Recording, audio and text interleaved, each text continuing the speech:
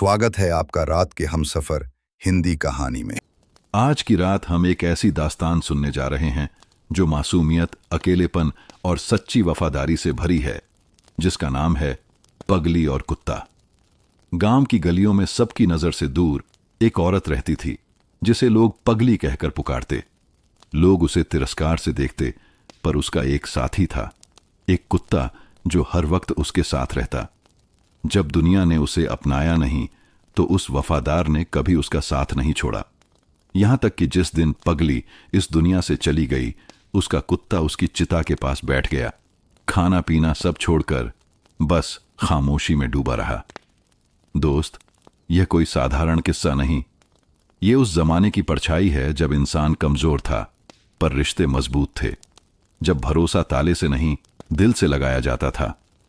और जैसे जैसे आप इस कहानी में उतरते जाएंगे, आपके मन की गांठें ढीली होंगी, सांसें लंबी और गहरी होने लगेंगी और नींद की नरम चादर आपको अपने में समेट लेगी।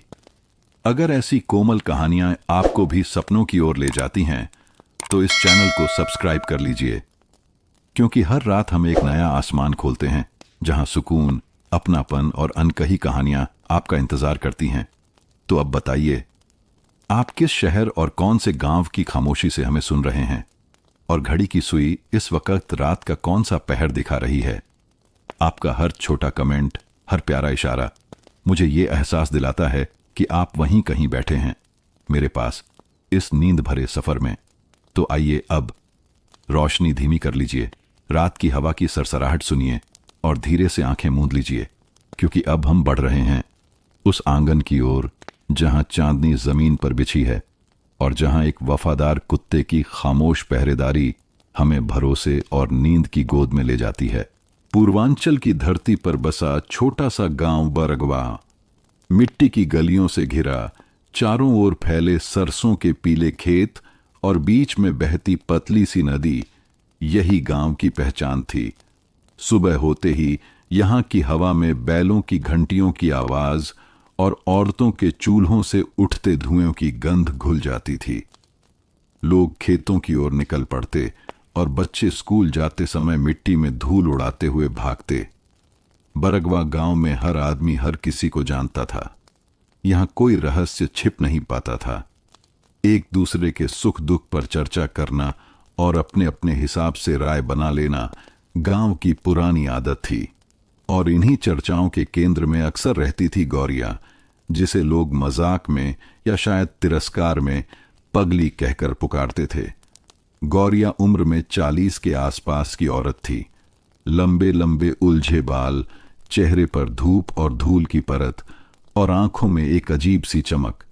उसके पहनावे में कोई सलीका नहीं था। कभी फटी हुई साड़ी, कभी किसी पुरानी चादर को लपेट लेती। दिन भर वह गांव की गलियों में भटकती, कभी गुनगुनाती, कभी जोर जोर से हंसती और कभी अचानक चुप हो जाती, जैसे भीतर का कोई घाव फिर से हरा हो गया हो। गांव वाले उसके पास से गुजरते तो या तो हंसते या मुंह फेर लेते। बच्चे उसका मजाक उड़ाते, औरतें उसे अपशकुन समझकर नजरअंदाज करती और मर्द उसे देखकर तिरस्कार से कहते, अरे हटो हटो, पगली आ रही है। लेकिन इस उपेक्षा और भीड़ में भी गौरिया अकेली नहीं थी। उसके साथ हमेशा एक साया चलता था, उसका कुत्ता। वह कुत्ता काला था, देसी नस्ल का, और गांव वाले उसे कालू कहते थे। न तो वह खास सुंदर था, न ही बहुत ताकतवर, लेकिन उसकी आंखों में एक अजीब सी वफादारी झलकती थी। जब गौरिया गलियों में चलती तो कालू उसके पीछे पीछे रहता। गांव के बच्चे अगर उस पर मिट्टी फेंकते या चिढ़ाते तो कालू दांत दिखाकर उन्हें भगा देता। अगर कोई राहगीर गौरिया पर हंसता तो कालू भौंक कर उसे चुप करा देता। गौरिया और कालू का रिश्ता ऐसा था जिसे कोई समझ नहीं पाता था। औरतें अक्सर कहती, देखो तो सही, पगली का एक ही साथी है, वो भी जानवर। आदमी तो उससे कोई नाता नहीं रखना चाहता। सुबह सुबह गौरिया नदी के किनारे बैठ जाती, कभी पानी में हाथ डालकर लहरें गिनती, कभी मिट्टी में आकृतियां बनाती। कालू पास बैठकर उसकी हरकतों को देखता। कभी कभी गौरिया उससे बातें भी करती। कालू, तू तो मुझे छोड़कर कहीं नहीं जाएगा ना? कुत्ता अपनी पूंछ हिलाता और उसकी आंखों में अजीब सी शांति उतर आती। बरगवा गांव में हर घर की अपनी अपनी चिंताएं थीं। किसी को फसल की फिक्र थी, किसी को बेटी की शादी की, पर गौरिया की कोई चिंता समझ नहीं पाता। लोग उसे पगली मानकर उसके दर्द, उसके अतीत की ओर देखने की कोशिश ही नहीं करते। गांव का प्रधान रामकिशन अक्सर कहता, ये औरत गांव का माहौल खराब करती है, बच्चों को डर लगता है, इसे कहीं बाहर भेजना चाहिए। मंदिर का पुजारी गंगाधर पंडित जोड़ देता, हाँ हाँ, ये तो अशुभ है, न जाने किस जन्म का पाप है जो हमारे गांव में भटक रही है। लेकिन सबकी नजरों से अलग एक और नजर भी थी, सुजाता की। सुजाता गांव की सीधी सादी औरत थी। पति खेतों में रहता और बच्चे छोटे थे। वह जब भी गौरिया को देखती उसके मन में दया उमड़ आती। कई बार उसने छिपकर गौरिया को खाना दिया था। लो, ये रोटी खा लो, किसी से कहना मत, वरना लोग मुझे भी ताने देंगे। गौरिया रोटी पकड़कर कभी मुस्कुराती, कभी अचानक रो पड़ती। बरगवां के बच्चे गौरिया के लिए अलग ही खेल बना चुके थे। वे अक्सर उस पर पत्थर फेंकते, उसके पीछे भागते और उसे पगली पगली कहकर चिढ़ाते। उनमें से सबसे शरारती था रघु।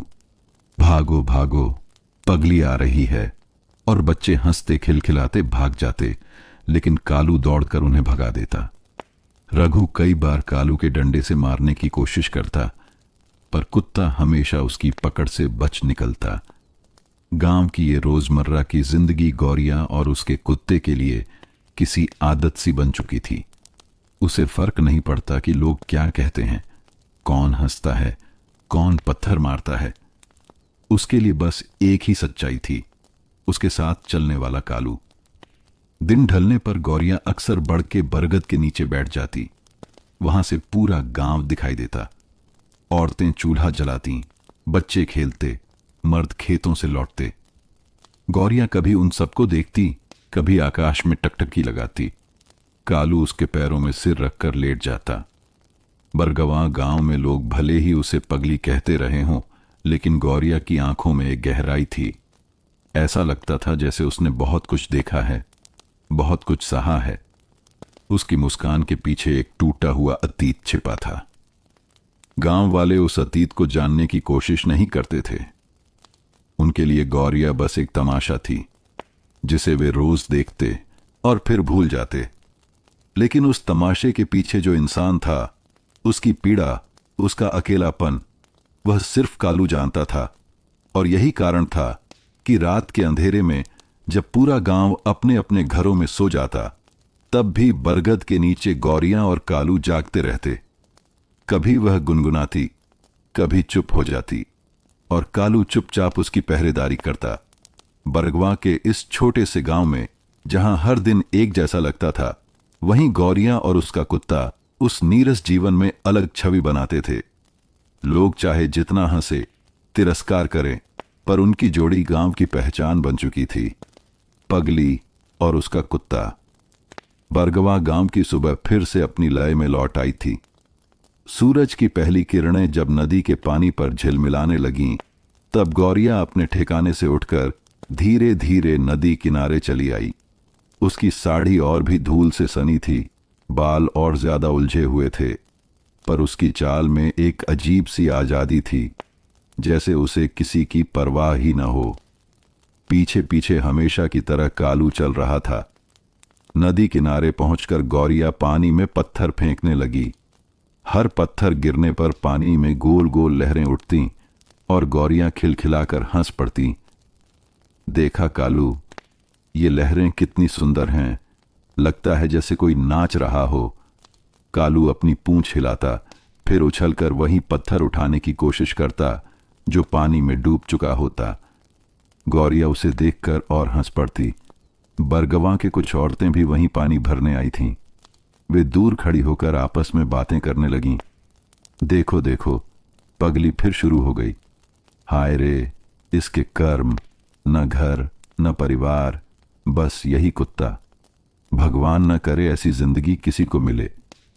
गौरिया ने उनकी बातें सुनी, लेकिन नजरअंदाज कर दी। वह जानती थी कि गांव की औरतें उससे कभी अपनापन नहीं जताएंगी। उसके लिए उनका हर शब्द एक कांटे की तरह था, लेकिन वह कांटों की आदत डाल चुकी थी। इतने में सुजाता भी पानी भरने आई। उसने गौरिया को देखा तो धीरे से मुस्कुराई। गौरिया, भूखी तो नहीं है? गौरिया चौंक गई। किसी का उसे नाम से पुकारना गांव में बहुत दुर्लभ था। सुजाता दीदी, मैं ठीक हूं। सुजाता ने अपनी पोटली से 2 रोटियां निकाली और गौरिया के हाथ में रख दी। ले, इसे खा लेना और कालू को भी दे देना।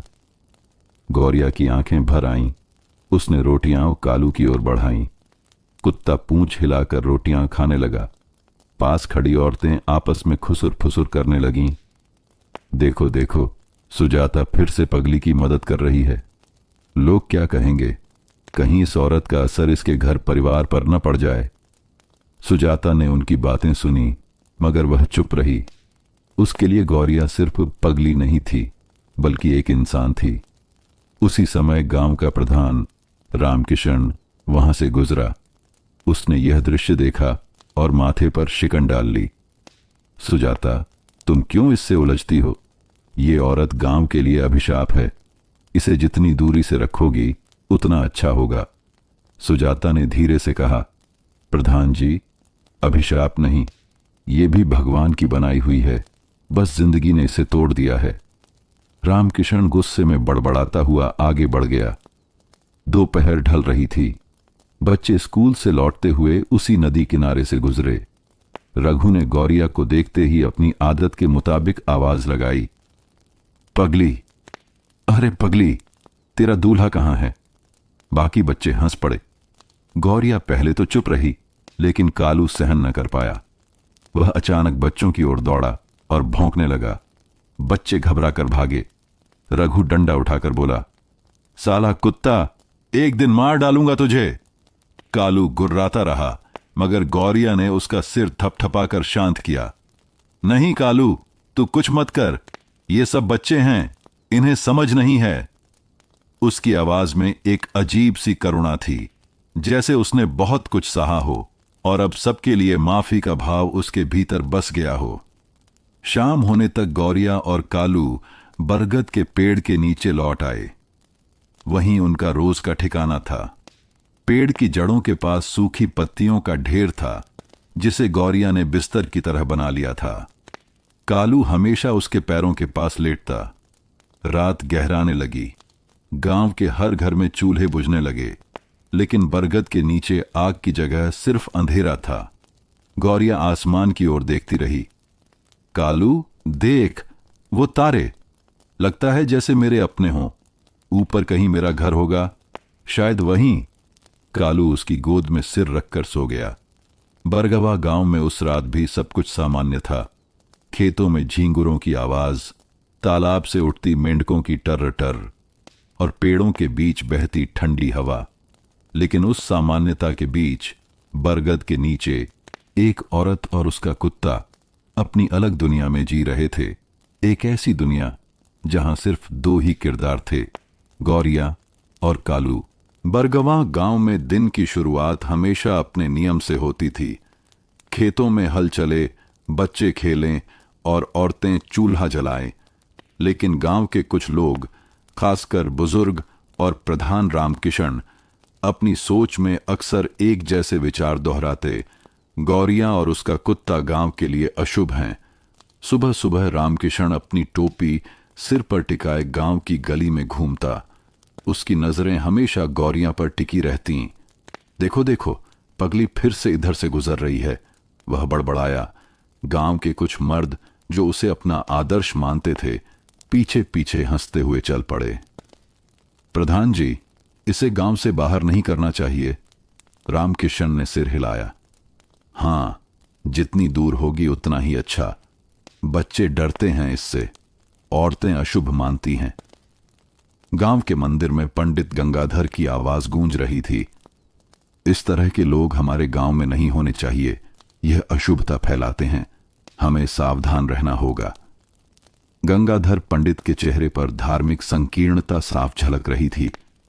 उसके अनुसार गौरिया का अकेलापन और विचित्र व्यवहार गांव की आत्मा के लिए खतरा था। मंदिर के पास कुछ औरतें बैठी थीं और पंडित की बात सुन रही थीं। सच कहो पंडित जी, ये औरत कितनी अजीब है। न घर है न परिवार, केवल यह कुत्ता। हाँ, और वही कुत्ता भी नहीं छोड़ता। ये सब अशुभता का संकेत है। सबको सावधान रहना चाहिए।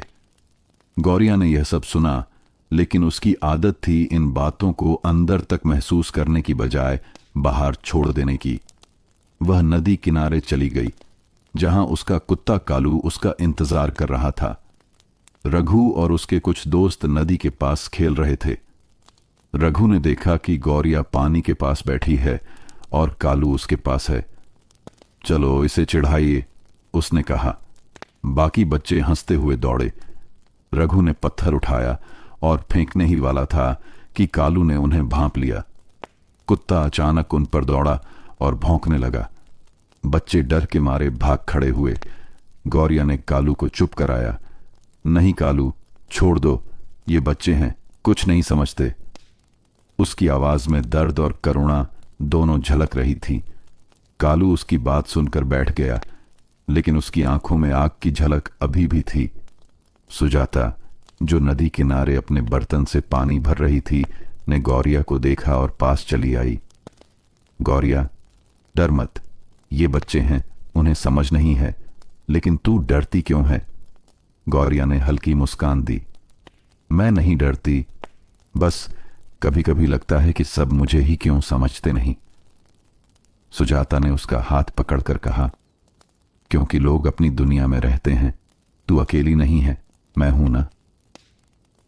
गौरिया की आंखों में कुछ आंसू भर आए। वह चुपचाप सुजाता की ओर देखती रही। दिन ढलने पर गांव के लोग अपने अपने घरों में लौटे, लेकिन रामकिशन और पंडित गंगाधर की योजनाएं अभी खत्म नहीं हुई थीं। वे सोच रहे थे कि कैसे गौरिया को गांव से दूर किया जाए। रामकिशन, हमें कुछ करना होगा। ये औरत दिन ब दिन बच्चों और औरतों को प्रभावित कर रही है, गंगाधर पंडित ने कहा। हाँ पंडित जी, कल मैं गांव वालों की मीटिंग बुलाऊंगा। सबको बताएंगे कि यह औरत गांव के लिए खतरा है। बच्चों की सुरक्षा महत्वपूर्ण है। गंगाधर पंडित ने सिर हिलाया। बिल्कुल, और वही कुत्ता भी, उसे भी संभालना होगा। जानवर भी इंसान के जैसा समझदार होता है। रात होने पर गौरिया बरगद के पेड़ के नीचे आई। कालू उसके पास लेट गया। कालू, लगता है कि कल फिर वही चीजें होंगी। लोग फिर कुछ कहेंगे, फिर कुछ करेंगे, लेकिन हम हमेशा साथ हैं ना? कालू अपनी पूंछ हिलाकर जवाब देता है। गौरिया ने उसकी कानों को थपथपाया। हाँ, तू मेरा दोस्त है, मेरे साए की तरह। बरगद के पेड़ की छाया में गौरिया और कालू एक दूसरे की गर्माहट महसूस करते रहे। रात की ठंडी हवा में भी उनके बीच एक अजीब सी गर्मी थी। गांव चाहे जितना नफरत करे, चाहे रामकिशन और पंडित गंगाधर जैसी सोच बनाए रखें, यह जोड़ी अडिग थी।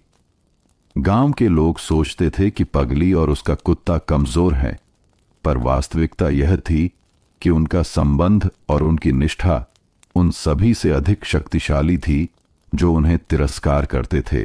बरगवा गांव की गलियों में हमेशा की तरह हलचल थी।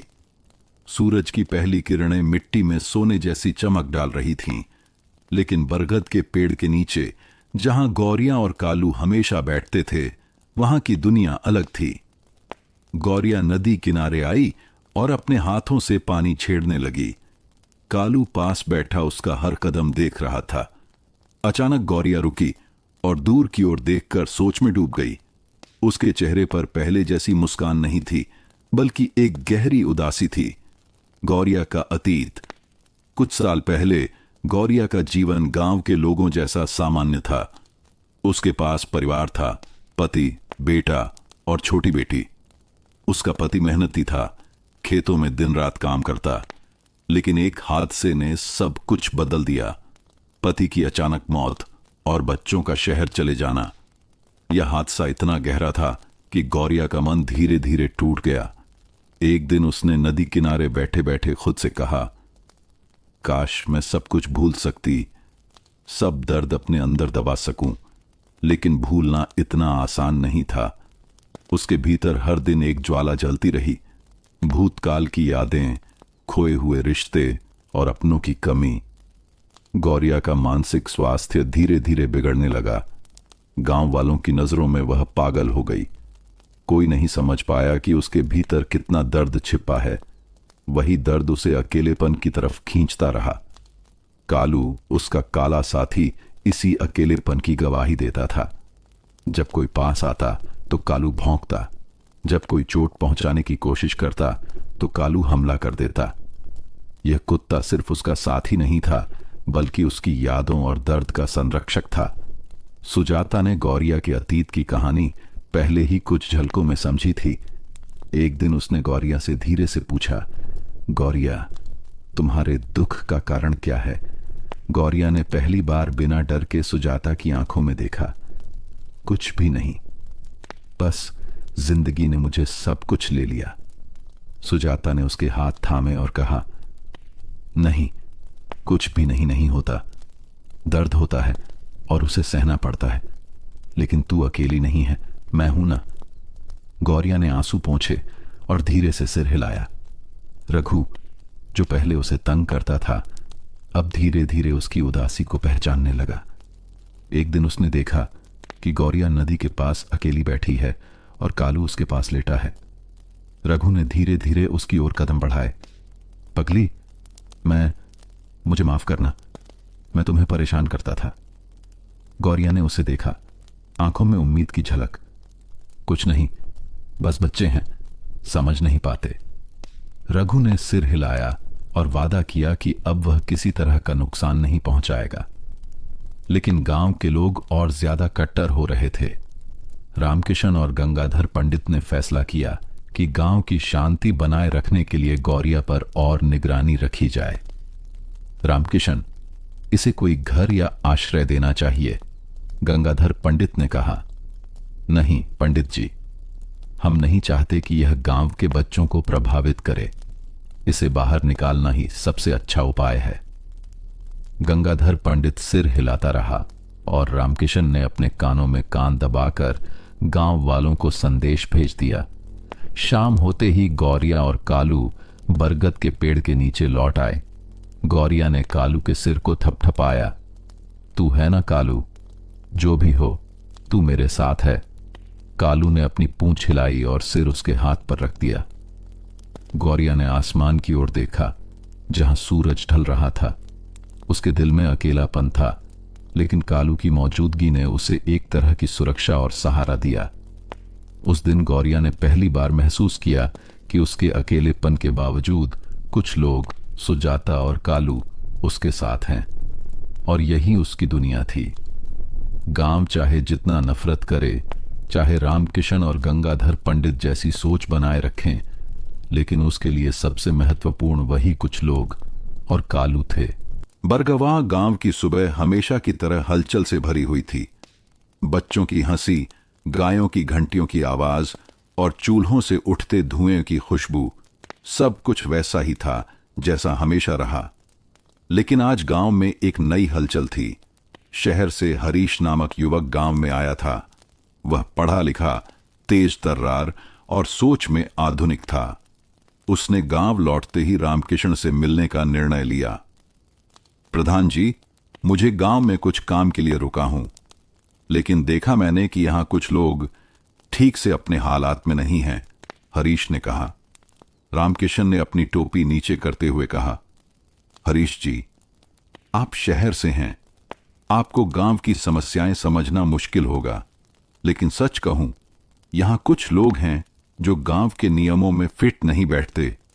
मैं बस यह देखना चाहता हूं कि कौन कौन मदद का हकदार है और कौन किसी परेशानी में है। हरीश गांव में घूमते हुए धीरे धीरे गौरिया के पास पहुंचा। वह बरगद के पेड़ के नीचे बैठी थी और कालू उसके पास लेटा हुआ था।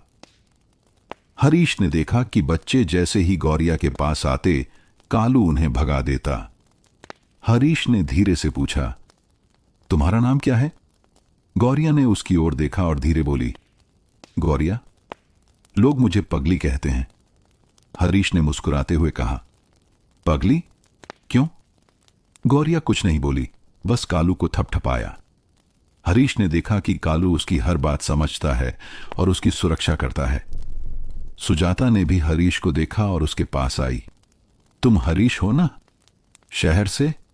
हाँ दीदी, मैं बस कुछ दिन के लिए गांव में हूं। सुजाता ने गौरिया की ओर देखा। यह गौरिया है, लोग इसे पगली कहते हैं, पर यह अच्छी औरत है। हरीश ने गौरिया की आंखों में देखा। कुछ अलग था, दुख और अकेलापन था, लेकिन भीतर की ताकत भी। रघु भी पास आया। उसने हरीश से कहा, शहर से आए हो? ये औरत तो सबको डराती है, पर कालू उससे बहुत प्यार करता है। हरीश ने सर हिलाया। मैं देख रहा हूं कि यह कुत्ता सिर्फ साथी नहीं, बल्कि उसकी सुरक्षा भी है। बच्चों की आदतें बदलनी होंगी, रघु ने सोचा, और पहली बार महसूस किया कि शहर से आए व्यक्ति को देखकर उसने अपनी गलती महसूस की। लेकिन गांव में हर कोई इतना खुले विचार वाला नहीं था। रामकिशन और गंगाधर पंडित अब भी चिंता में थे। हरीश शहर का है, पर वह भी इसे सही नहीं समझ पाएगा, रामकिशन ने कहा। गंगाधर पंडित ने सिर हिलाया। सही कहा प्रधान जी, गांव की परंपराएं और नियम ऐसे लोगों के लिए नहीं बनाए गए हैं। पगली और उसका कुत्ता अलग हैं, यह अशुभता फैलाते हैं। हरीश ने धीरे धीरे गांव वालों से बातचीत शुरू की। उसने देखा कि बहुत लोग गौरिया से डरते हैं, कुछ लोग तिरस्कार करते हैं और कुछ लोग जैसे सुजाता सहानुभूति दिखाते हैं। दिन ढलते ढलते हरीश ने गौरिया से पूछा, तुम क्यों यहां रहती हो? गौरिया ने उसकी आंखों में देखा और बोली, क्योंकि मेरे पास जाने के लिए और कोई जगह नहीं। लोग मुझे समझते नहीं, बस कालू मेरे पास है। हरीश ने मुस्कुराया। कालू? हां, ये दोस्त तुम्हारे लिए बहुत महत्वपूर्ण है। कोई भी तुम्हें परेशान नहीं कर सकता जब तक कालू है। गौरिया ने हल्की मुस्कान दी, पहली बार किसी शहर वाले व्यक्ति के सामने। शाम को बरगद के पेड़ के नीचे गौरिया और कालू अपने सामान्य ठिकाने पर लौट आए। हरीश ने उनसे कहा, अगर तुम चाहो मैं तुम्हारी मदद कर सकता हूं।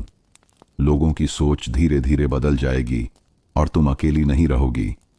गौरिया ने सिर हिलाया, लेकिन आंखों में संकोच और उम्मीद दोनों थे।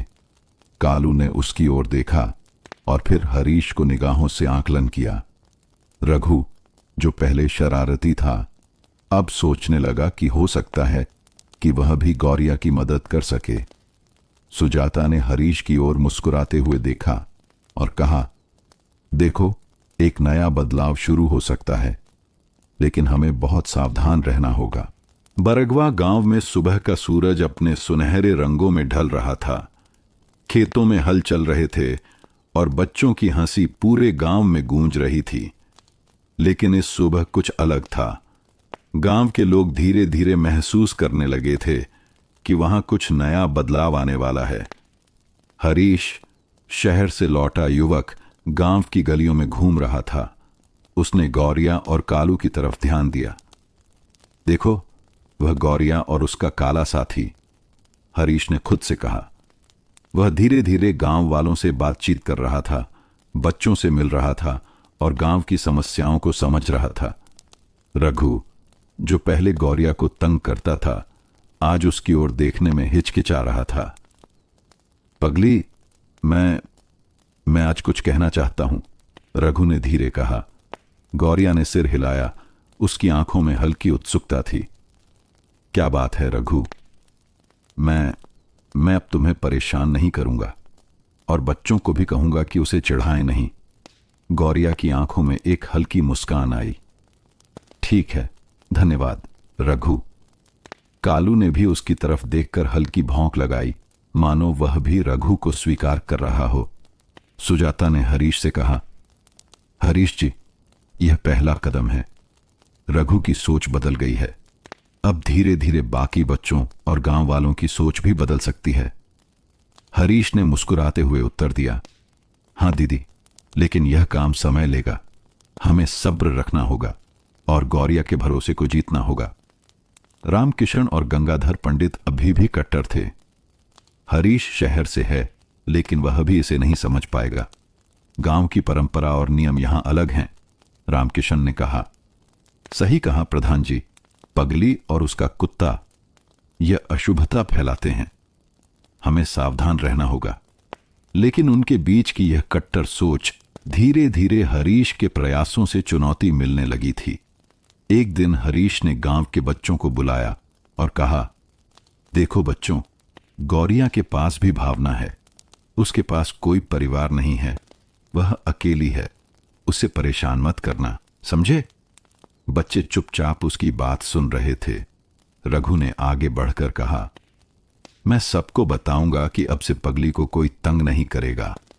हरीश ने सिर हिलाया और मुस्कुराया। ठीक है रघु, यह अच्छा शुरुआत है। गौरिया और कालू अपनी दिनचर्या में लगे रहे। नदी के पास जाना, पानी में खेलना, बरगद के पेड़ के नीचे बैठना। लेकिन अब उनके जीवन में थोड़ी सी उम्मीद की हल्की हवा आ गई थी। हरीश की उपस्थिति और रघु और बच्चों की बदलती सोच ने गौरिया के चेहरे पर हल्की मुस्कान ला दी। सुजाता ने गौरिया से कहा, देखो, धीरे धीरे लोग बदल रहे हैं, तुम्हें डरने की जरूरत नहीं है। गौरिया ने सिर हिलाया। हां दीदी, शायद। कालू उसके पैरों के पास लेटा और उसकी आंखों में भरोसे का प्रतिबिंब देख रहा था। शाम को बरगद के पेड़ के नीचे गौरिया और कालू के पास हरीश आया। गौरिया, चिंता मत करो, हम तुम्हारे साथ हैं। धीरे धीरे सब समझ जाएंगे और तुम्हें अकेला नहीं छोड़ेंगे।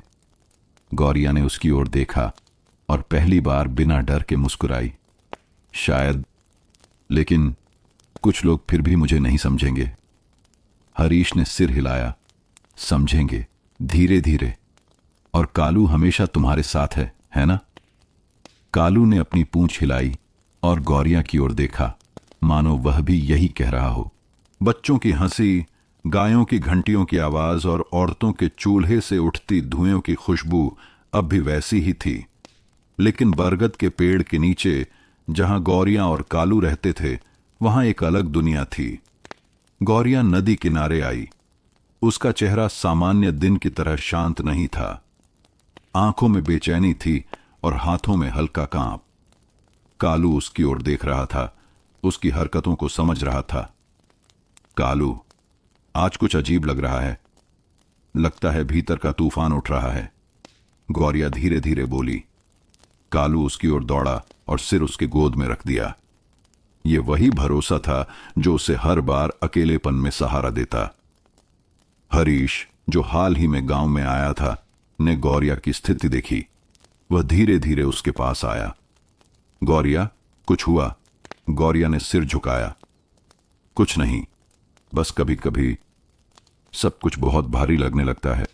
हरीश ने बैठकर कहा, मैं समझता हूं तुम्हारे अतीत की वजह से यह सब हो रहा है, लेकिन डरने की जरूरत नहीं। हम तुम्हारे साथ हैं और कालू भी है ना?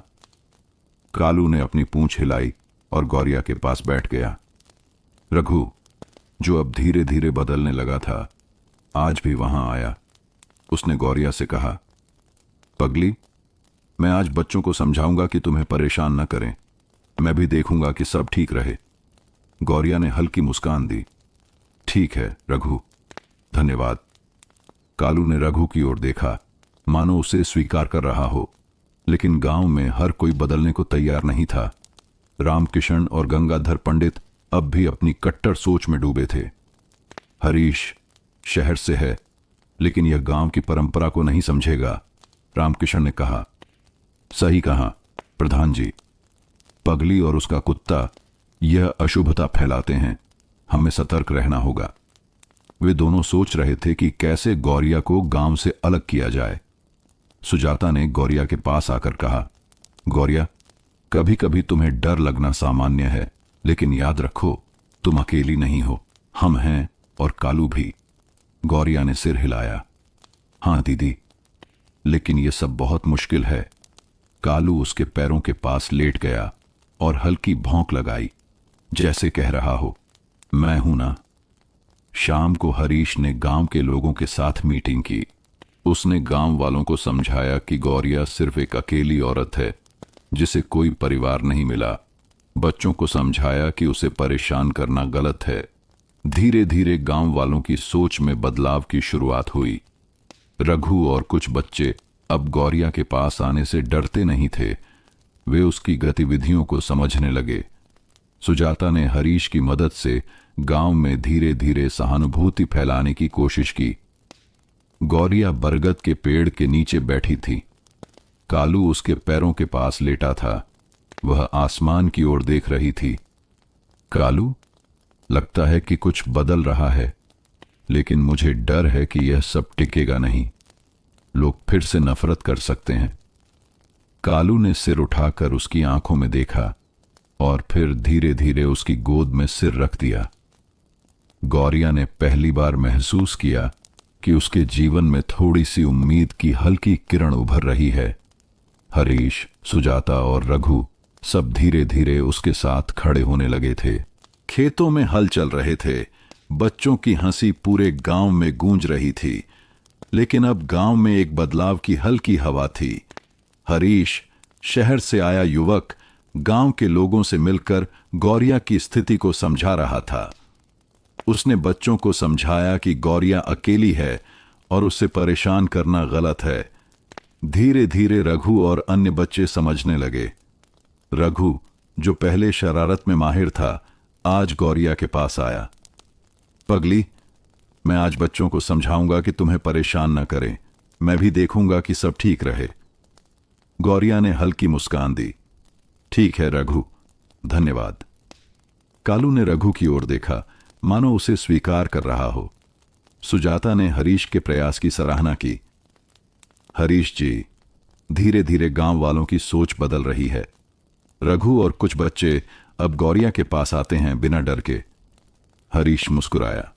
हां दीदी, समय लगेगा, लेकिन बदलाव संभव है और गौरिया के लिए यह बहुत महत्वपूर्ण है।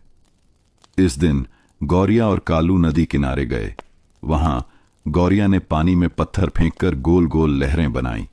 कालू उसके पास बैठा, कभी कभी पानी में उछलते पत्थरों को पकड़ने की कोशिश करता। गौरिया हंस पड़ी। देखो कालू, ये लहरें कितनी सुंदर हैं, लगता है जैसे कोई नाच रहा हो।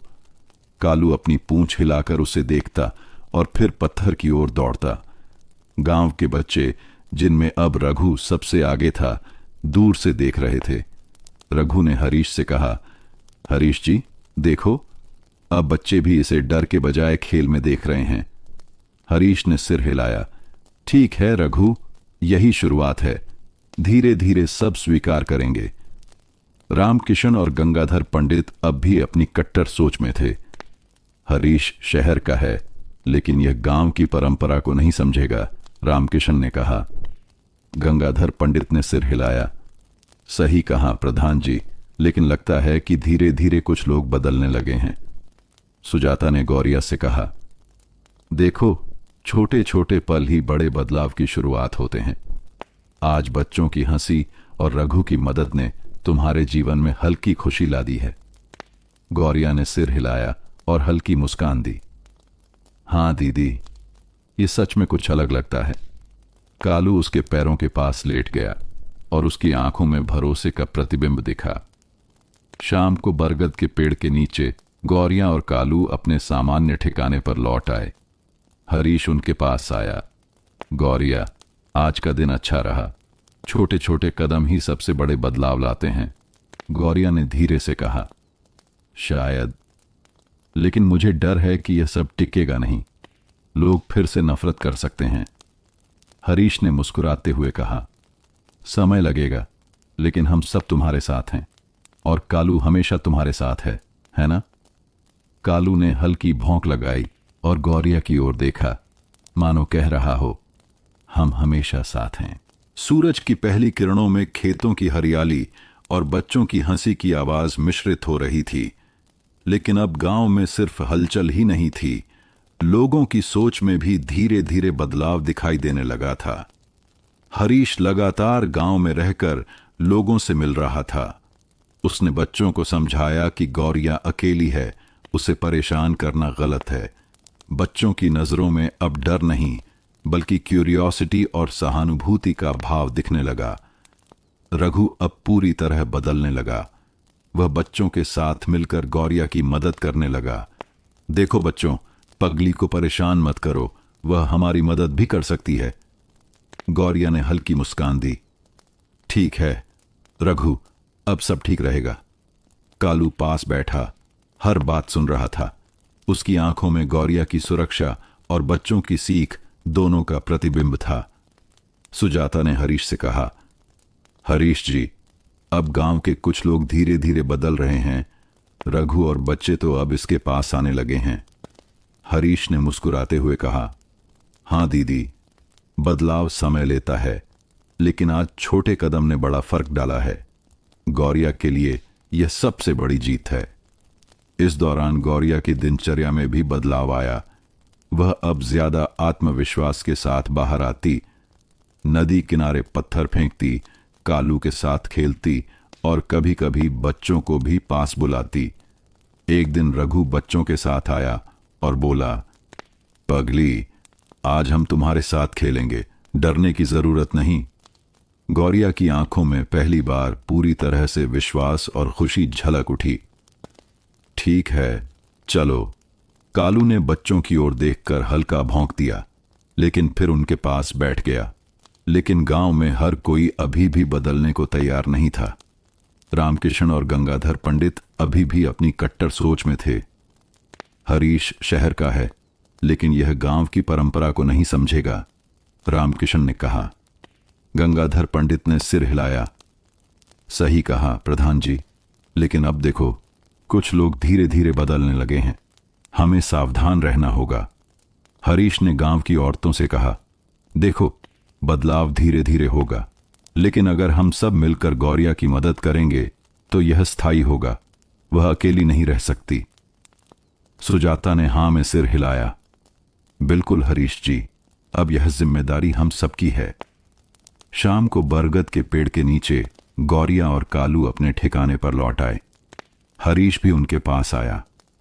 गौरिया, आज का दिन अच्छा रहा। बच्चों ने तुम्हारे साथ खेला और गांव के लोग भी धीरे धीरे बदल रहे हैं। गौरिया ने सिर हिलाया, आंखों में मुस्कान थी। हां, लेकिन मुझे डर है कि यह सब टिकेगा नहीं। लोग फिर से नफरत कर सकते हैं। हरीश ने मुस्कुराते हुए कहा, समय लगेगा, लेकिन हम सब तुम्हारे साथ हैं और कालू हमेशा तुम्हारे साथ है। कालू ने हल्की भौंक लगाई और गौरिया की गोद में सिर रख दिया, मानो कह रहा हो, हम हमेशा साथ हैं। गौरिया अब अपने दिनचर्या में आत्मविश्वास के साथ बाहर आती, नदी किनारे जाती, कालू के साथ खेलती और कभी कभी बच्चों को भी पास बुलाती। रघु और अन्य बच्चे अब बिना डर के गौरिया के पास आते। पगली, आज हम तुम्हारे साथ खेलेंगे, डरने की जरूरत नहीं। गौरिया ने मुस्कुराते हुए सिर हिलाया। ठीक है, चलो। कालू ने हल्की भौंक लगाई और बच्चों की ओर देखा, लेकिन फिर उनकी गतिविधियों को समझते हुए बैठ गया। सुजाता ने गौरिया से कहा, देखो, अब बच्चे और कुछ गांव वाले भी धीरे धीरे तुम्हारे साथ सहज हो रहे हैं। यह बहुत बड़ी बात है। गौरिया ने हल्की मुस्कान दी। हां दीदी, लेकिन अभी भी कुछ लोग हैं जो समझ नहीं पाए। कालू उसके पैरों के पास लेट गया और उसकी आंखों में भरोसे का प्रतिबिंब दिखाई दिया। हरीश अब गांव में पूरी तरह सक्रिय था।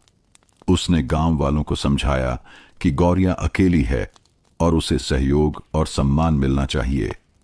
धीरे धीरे रघु और कुछ और बच्चे उसकी मदद करने लगे। रामकिशन और गंगाधर पंडित अभी भी अपनी कट्टर सोच में थे। हरीश शहर का है, लेकिन यह गांव की परंपरा को नहीं समझेगा, रामकिशन ने कहा। सही कहा प्रधान जी, लेकिन अब कुछ लोग धीरे धीरे बदलने लगे हैं, हमें सतर्क रहना होगा।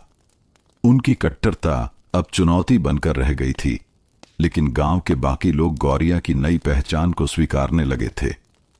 एक दिन गांव के बच्चों ने गांव के छोटे मैदान में गौरिया और कालू के लिए खेलों का आयोजन किया। रघु ने सभी बच्चों को समझाया कि यह खेल केवल मनोरंजन के लिए है और गौरिया को परेशान नहीं करना है। गौरिया ने पहली बार महसूस किया कि उसका अस्तित्व अब सिर्फ डर और नफरत का कारण नहीं, बल्कि गांव के बच्चों के लिए खुशी और सहानुभूति का स्रोत बन गया है। शाम को बरगद के पेड़ के नीचे गौरिया और कालू लौट आए। हरीश भी उनके पास आया। गौरिया, आज का दिन खास था। बच्चों ने तुम्हारे साथ खेला और गांव के लोग भी धीरे धीरे बदल रहे हैं। तुम अब अपनी नई पहचान बनाने लगी हो। गौरिया ने मुस्कुराते हुए कहा। हां, लेकिन मुझे डर है कि यह सब टिकेगा नहीं। कुछ लोग फिर से नफरत कर सकते हैं। हरीश ने मुस्कुराते हुए कहा।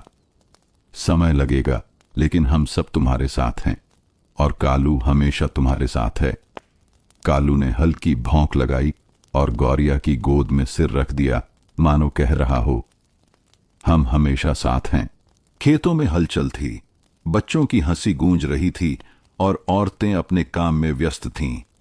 लेकिन अब गांव के वातावरण में एक बदलाव की हल्की सी मिठास थी। लोग धीरे धीरे गौरिया को उसके अस्तित्व और हकन के साथ स्वीकारने लगे थे। रघु और बच्चे अब बिना डर के गौरिया के पास आते। पगली, आज हम तुम्हारे साथ खेलेंगे, डरने की जरूरत नहीं। गौरिया ने मुस्कुराते हुए कहा। ठीक है, चलो। कालू पास बैठा और बच्चों को देखते हुए हल्की भौंक लगाई, फिर उनके साथ बैठ गया। सुजाता ने गौरिया से कहा, देखो, अब अधिकांश बच्चे और कुछ औरतें भी तुम्हारे साथ सहज हो रही हैं। यह बहुत बड़ी बात है। गौरिया ने हल्की मुस्कान दी। हां दीदी, लेकिन अभी भी कुछ लोग हैं जो समझ नहीं पाए। कालू उसके पैरों के पास लेट गया और उसकी आंखों में भरोसे का प्रतिबिंब दिखाई दिया। हरीश अब पूरी तरह गांव में सक्रिय था। उसने गांव वालों को समझाया कि गौरिया अकेली है और उसे सम्मान मिलना चाहिए। धीरे धीरे रघु और बच्चों ने उसे अपनी मदद और सुरक्षा की जिम्मेदारी मान लिया। रामकिशन और गंगाधर पंडित अब भी अपनी कट्टर सोच में थे, लेकिन भीतर की दरार दिखने लगी थी। हरीश शहर का है, लेकिन यह गांव की परंपरा को नहीं समझेगा, रामकिशन ने कहा। गंगाधर पंडित ने धीरे से सिर हिलाया। हां, लेकिन लगता है कि गांव के कुछ लोग धीरे धीरे बदलने लगे हैं। हमें सतर्क रहना होगा। शायद हमें भी यह स्वीकार करना पड़े। धीरे धीरे उनका कठोर दृष्टिकोण भी नरम पड़ने लगा। गांव के लोग गौरिया के प्रति सम्मान दिखाने लगे और छोटे छोटे संकेत देने लगे कि वह अब गांव का हिस्सा है। एक दिन गांव के बच्चों ने गौरिया और कालू के लिए छोटे खेलों का आयोजन किया। रघु ने सभी बच्चों को समझाया कि यह खेल केवल मनोरंजन के लिए है और गौरिया को परेशान नहीं करना है। गौरिया ने पहली बार महसूस किया कि उसका अस्तित्व अब सिर्फ डर और नफरत का कारण नहीं, बल्कि गांव के बच्चों के लिए खुशी और सहानुभूति का स्रोत बन गया है। शाम को बरगद के पेड़ के नीचे गौरिया और कालू लौट आए। हरीश भी उनके पास आया। गौरिया, आज का दिन खास था। बच्चों ने तुम्हारे साथ खेला और गांव के लोग भी धीरे धीरे बदल रहे हैं। अब तुम्हारी स्थिरता और सम्मान की शुरुआत हो रही है। गौरिया ने मुस्कुराते हुए कहा। हां, लेकिन अभी भी कुछ लोग हैं जो इसे स्वीकार नहीं करते। हरीश ने मुस्कुराते हुए कहा। समय लगेगा, लेकिन हम सब तुम्हारे साथ हैं और कालू हमेशा तुम्हारे साथ है। कालू ने हल्की भौंक लगाई और गौरिया की गोद में सिर रख दिया, मानो कह रहा हो, हम हमेशा साथ हैं। बरगवां गांव अब एक नई सुबह का अनुभव कर रहा था। खेतों में हलचल थी, बच्चे खेल रहे थे और औरतें अपने काम में व्यस्त थीं। लेकिन इस सुबह गौरिया और कालू की दुनिया सबसे शांत और सुरक्षित महसूस हो रही थी। रघु और बच्चे अब नियमित रूप से गौरिया के पास आते। पगली, आज हम तुम्हारे साथ खेलेंगे और तुम्हें सिखाएंगे कि कैसे खेल में मजा लिया जाता है।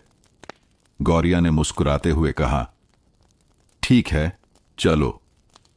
कालू पास बैठा बच्चों की हर हरकत पर नजर रख रहा था, लेकिन इस बार उसने डराने की बजाय उनकी गतिविधियों को सहर्ष स्वीकार किया। सुजाता ने गौरिया के पास आकर कहा, देखो, अब बच्चे और कुछ गांव वाले भी तुम्हारे साथ सहज हैं। ये तुम्हारे जीवन में स्थिरता की शुरुआत है। गौरिया ने सिर हिलाया और मुस्कुराई। हाँ दीदी, अब मुझे थोड़ा भरोसा है। कालू उसके पैरों के पास लेट गया और उसकी आंखों में स्थिरता और सुरक्षा का प्रतिबिंब था। हरीश अब पूरी तरह गांव में सक्रिय था। उसने गांव वालों को लगातार समझाया कि गौरिया अकेली है और उसे सम्मान और सहयोग मिलना चाहिए। धीरे धीरे रघु और बच्चों ने उसे अपनी मदद और सुरक्षा की जिम्मेदारी मान लिया। रामकिशन और गंगाधर पंडित अब भी अपनी कट्टर सोच में थे, लेकिन धीरे धीरे उनका दृष्टिकोण नरम पड़ने लगा। हरीश शहर का है, लेकिन लगता है कि कुछ लोग बदलने लगे हैं, रामकिशन ने कहा। हाँ प्रधान जी, अब हमें भी यह स्वीकार करना पड़ेगा कि पगली अकेली नहीं है। गांव की जिम्मेदारी अब हमें भी निभानी होगी, गंगाधर पंडित ने कहा। एक दिन गांव के बच्चों ने गौरिया और कालू के लिए छोटे छोटे खेलों का आयोजन किया। रघु ने सभी बच्चों को समझाया कि यह खेल केवल मनोरंजन के लिए है और गौरिया को परेशान नहीं करना है। गौरिया ने पहली बार महसूस किया कि उसका अस्तित्व अब सिर्फ डर और नफरत का कारण नहीं, बल्कि गांव के बच्चों के लिए खुशी और सहानुभूति का स्रोत बन गया है। शाम को बरगद के पेड़ के नीचे गौरिया और कालू अपने ठिकाने पर लौट आए। हरीश भी उनके पास आया। गौरिया, आज का दिन बहुत अच्छा रहा। बच्चों ने तुम्हारे साथ खेला और गांव के लोग धीरे धीरे बदल रहे हैं। अब तुम्हारी स्थिरता और सम्मान की छांव में तुम्हारा जीवन अधिक सुरक्षित है, गौरिया ने मुस्कुराते हुए कहा। हां, अब मुझे थोड़ा भरोसा है कि मैं अकेली नहीं हूं। कालू ने हल्की भौंक लगाई और गौरिया की गोद में सिर रख दिया, मानो कह रहा हो, हम हमेशा साथ हैं। उसके जीवन में धीरे धीरे सामाजिक स्वीकार्यता की शुरुआत हो चुकी थी। गांव के लोग अब उसके पास आने लगे। बच्चे उसके साथ खेलते और रघु उसकी सुरक्षा का जिम्मा लेने लगा। हरीश, जो अब गांव में एक भरोसेमंद साथी बन गया था, लगातार गांव वालों के साथ मिलकर काम कर रहा था। उसने गांव के लोगों को समझाया कि गौरिया अकेली है और उसका अस्तित्व गांव के लिए भी एक सीख है। देखो, यह औरत अकेली है, उसे मदद और सम्मान की जरूरत है। हम सब इसे मिलाकर उसके जीवन को सुरक्षित और खुशहाल बना सकते हैं। गांव वालों ने धीरे धीरे उसकी बात स्वीकार करना शुरू किया। कुछ लोग पहले डरते थे, अब वे गौरिया के पास आते और उससे बातचीत करने लगे। रघु अब पूरी तरह बदल गया था। वह बच्चों को समझाता कि गौरिया को परेशान करना गलत है। देखो बच्चों, पगली अब हमारी मदद और सुरक्षा की जिम्मेदारी है। हम इसे अकेला नहीं छोड़ सकते, गौरिया ने मुस्कुराते हुए कहा। ठीक है, अब मुझे विश्वास है कि मैं अकेली नहीं हूं। कालू उसके पैरों के पास लेट गया और बच्चों को देखकर हल्की भौंक दी, जैसे कह रहा हो, सब ठीक है। सुजाता ने गौरिया के पास आकर कहा, देखो, अब गांव के लोग तुम्हारे साथ सहज हो गए हैं। यह तुम्हारे जीवन में नई शुरुआत की पहचान है। गौरिया ने सिर हिलाया। हां दीदी, अब मुझे लगता है कि मैं भी गांव का हिस्सा बन सकती हूं। कालू उसके पैरों के पास लेट गया और उसकी आंखों में स्थिरता और सुरक्षा का प्रतिबिंब दिखाई दिया। रामकिशन और गंगाधर पंडित अब पूरी तरह कट्टर नहीं रहे, लेकिन अभी भी उनके मन में हल्की सावधानी थी। हरीश शहर का है, लेकिन अब लगता है कि कुछ लोग धीरे धीरे बदलने लगे हैं। हमें भी इसे स्वीकार करना पड़ेगा, रामकिशन ने कहा। हां प्रधान जी, अब हमें भी इसका सम्मान करना होगा। गांव की जिम्मेदारी हम सभी की है, गंगाधर पंडित ने धीरे से कहा। एक दिन गांव के लोग और बच्चे गांव के छोटे मैदान में एक समारोह का आयोजन किया। इसका उद्देश्य था गौरिया और कालू के लिए सम्मान दिखाना और गांव में बदलाव की पुष्टि करना। रघु ने सभी बच्चों को समझाया कि यह केवल मनोरंजन और सहयोग के लिए है। गौरिया ने पहली बार महसूस किया कि उसका अस्तित्व अब सिर्फ डर और नफरत का कारण नहीं, बल्कि गांव के बच्चों और लोगों के लिए खुशी और सहानुभूति का स्रोत बन गया है। शाम को बरगद के पेड़ के नीचे गौरिया और कालू अपने ठिकाने पर लौट आए। हरीश भी उनके पास आया। गौरिया, आज का दिन खास था। गांव के लोग और बच्चे तुम्हारे साथ खेलें और तुम्हें स्वीकारना शुरू कर दिया। अब तुम्हारी सामाजिक स्थिति मजबूत हो रही है। गौरिया ने मुस्कुराते हुए कहा, हां, अब मुझे भरोसा है कि मैं अकेली नहीं हूं। यह सब तुम्हारी वजह से भी है हरीश। हरीश ने मुस्कुराते हुए कहा, समय लगेगा, लेकिन हम सब तुम्हारे साथ हैं और कालू हमेशा तुम्हारे साथ है। कालू ने हल्की भौंक लगाई और गौरिया की गोद में सिर रख दिया, मानो कह रहा हो, हम हमेशा साथ हैं। बरगवा गांव अब गौरिया के लिए केवल डर और अकेलेपन का स्थान नहीं रहा। गांव के लोग अब उसे सम्मान और अपनापन दे रहे थे। बच्चों की हंसी अब उसके लिए भय का संकेत नहीं थी, बल्कि दोस्ती और खुशी का प्रतीक बन गई थी। रघु और बच्चे अब नियमित रूप से गौरिया के पास आते। पगली, आज हम तुम्हारे साथ खेलेंगे, डरने की जरूरत नहीं। गौरिया ने मुस्कुराते हुए कहा, ठीक है, चलो। कालू पास बैठा बच्चों की गतिविधियों पर नजर रख रहा था, लेकिन किसी को डराने की बजाय उनकी हरकतों को सहर्ष स्वीकार किया। सुजाता ने गौरिया के पास आकर कहा, देखो, अब गांव के लोग तुम्हारे साथ सहज हैं। यह तुम्हारे जीवन में स्थिरता और सुरक्षा की शुरुआत है। गौरिया ने सिर हिलाया। हां दीदी, अब मुझे लगता है कि मैं भी गांव का हिस्सा बन सकती हूं।